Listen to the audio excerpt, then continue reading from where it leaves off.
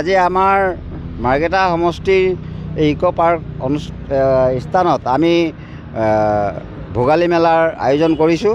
মাৰ্ঘেৰিটা সমষ্টিৰ সন্মানীয় বিধায়ক ভাস্কৰ শৰ্মা ডাঙৰীয়া আৰু তেখেতৰ নামতে থকা এই সংগঠন ভাস্কৰ শৰ্মা ফ্ৰেণ্ডছ ক্লাবৰ যৌথ উদ্যোগত আমি ইয়াত ভোগালী মেলা আয়োজন কৰিছোঁ। আৰু ইয়াত আমাৰ প্ৰায় 23টা বিপিনী আছে, কিন্তু 27টাই অংশগ্ৰহণ কৰিছে, কোনোবা এটা বিপিনী দুটাকৈ আছে। কথা হ'ল ভোগালীৰ বিহুটো আমাৰ ভোগৰ উৎসৱ। আমি ইয়াত সকলো ধৰণৰ অসমীয়া থলুৱা সামগ্ৰী বিপিনীসমূহত আত্মসহায়ক গোটসমূহে আনিছে আৰু অসমীয়া জাতিটোৱে খাদ্য আৰু সাজ পোছাকৰ এক সম্ভাৰ আৰু চহকী। আমি আশা ৰাখিছোঁ সমূহ মাৰ্ঘেৰিটাবাসী ৰাইজে ইয়াত আহি এই বিপিনীসমূহৰ পৰা আত্মসহায়ক গোটসমূহৰ পৰা অসমীয়া খাদ্য সাজ পোছাক বিভিন্ন সামগ্ৰী আছে, সেইসমূহ ক্ৰয় কৰি যাতে আত্মসহায়ক গোটসমূহক সহায় কৰে আৰু ভোগালী বিহুটো যাতে সকলোৰে আনন্দৰে যায়, ফূৰ্তিৰে যায়, আগন্তুক দিনবিলাক যাতে ভাল হয় তাকে কামনা কৰিছোঁ। সমূহ মাৰ্ঘেৰিটাবাসী ৰাইজ যাতে শান্তি সম্প্ৰীতি মিলা প্ৰীতিৰে বসবাস কৰে, ইয়াকে কৈছোঁ। ধন্যবাদ। এটা শক্তিশালী জাতি অসমীয়া। আচলতে অসমীয়া জাতি কি নাই, আচলতে সকলো দিশতে চহকী। খাদ্য সম্ভাৰ আৰু লগতে বস্ত্ৰ সম্ভাৰ, আমাৰ থলুৱা বস্ত্ৰ সম্ভাৰেৰে আমি চহকী, খাদ্য সম্ভাৰেৰে চহকী। আৰু অকল খাদ্য সম্ভাৰেৰে চহকীয়েই নহয়, খাদ্য সম্ভাৰ আমাৰ বিজ্ঞানসন্মত। আৰু এই ভোগালী বিহুত পিঠা পনা ওলাইছে আৰু ভোগালী মেলাৰ এটা আয়োজন কৰা হৈছে ভাস্কৰ শৰ্মা ফ্ৰেণ্ডছ ক্লাবৰ উদ্যোগত। খুব সুন্দৰ পদক্ষেপ।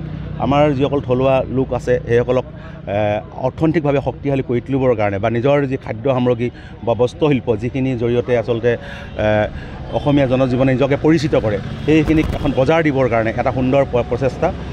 এগৰাকী বিধায়কৰ নাম জড়িত হৈ আছে, ভাস্কৰ শৰ্মা, মাৰ্ঘেৰিটা বিধানসভা সমষ্টিৰ বিধায়ক।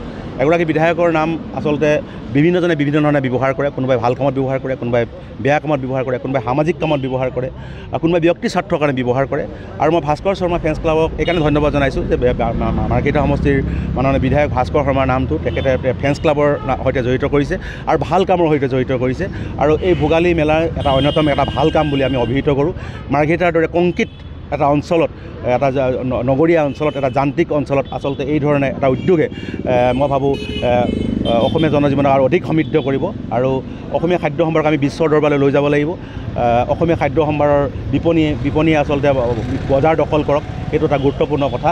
আমি যেতিয়া ঘৰৰ পৰা ওলাই আহোঁ, আমি হোটেলত চাহ কাপ খাওঁতে আমি চাহকাপ যেতিয়া খাওঁতে চাহৰ সৈতে চিঙৰা খাওঁ, চাহৰ সৈতে অন্যান্য বিভিন্ন ধৰণৰ হোটেলত প্ৰস্তুত কৰা সামগ্ৰী আমি খাওঁ। এনে ধৰণৰ ব্যৱস্থা হ'ব লাগে যে আমি চাহকাপ খাওঁতে চাহকাপৰ লগত আমাৰ তিলপিঠা, আমাৰ তেল পিঠা আদি বিভিন্ন ধৰণৰ পিঠা সামগ্ৰী পাব লাগে। জলপান যেতিয়া আমি খাওঁ, চিৰা জলপান আমি পাব লাগে। আমি এই ধৰণে আচলতে আমাৰ যিটো গোটেই অৰ্থনৈতিক ব্যৱস্থাটোক, বজাৰখনক আমি দখল কৰিবৰ কাৰণে প্ৰচেষ্টা কৰিব লাগে। পুনৰ কৈছোঁ, ভাস্কৰ শৰ্মা ফ্ৰেণ্ডছ ক্লাবৰ এটা সুন্দৰ পদক্ষেপ, সুন্দৰ প্ৰচেষ্টা। অকল এই বছৰেই নহয়, এই বিগত কেইবাবছৰৰ পৰা এই আয়োজন কৰি আহিছে আৰু বিগত সময়ছোৱাতো বিভিন্ন ধৰণৰ উন্নয়নমূলক সামাজিক স্বাৰ্থ জড়িত কিছুমান কাম ভাস্কৰ শৰ্মা ফ্ৰেণ্ডছ ক্লাবে কৰি আহিছে। গতিকে ভাস্কৰ শৰ্মা ফ্ৰেণ্ডছ ক্লাবৰ সভাপতি জ্যোতিষ ৰায়কে প্ৰমুখ্য কৰি বিষয়বিভাগসকলক আন্তৰিক ধন্যবাদ জ্ঞাপন কৰিছোঁ।